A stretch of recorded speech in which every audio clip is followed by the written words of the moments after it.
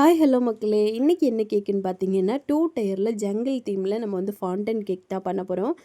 இது வந்து பார்த்திங்கன்னா, என்னோட பொண்ணுக்கு பர்த்டே. அவளே விருப்பப்பட்டு கேட்டா அப்படிங்கிறனால தான் நான் இது வந்து ரெடி பண்ணிகிட்ருக்கேன். இது பண்ணுறது பார்த்திங்கன்னா ரொம்ப கஷ்டம் தான். ஒரு 3 டேஸாக நான் இதுக்காக ஃபுல் ப்ரிப்பரேஷன் எல்லாமே பண்ணிகிட்ருந்தேன். நான் வந்து பார்த்திங்கன்னா 5 இயர்ஸ் முன்னாடியே இந்த கேக் பிஸ்னஸ் வந்து ஸ்டார்ட் பண்ணிட்டேன். ஆனால் என்னால் கரெக்டாக ரன் பண்ணி கொண்டு போக முடியலை. குழந்தைங்க அப்படிங்கிற பட்சத்தில் நான் வந்து அதை விட்டுட்டேன்.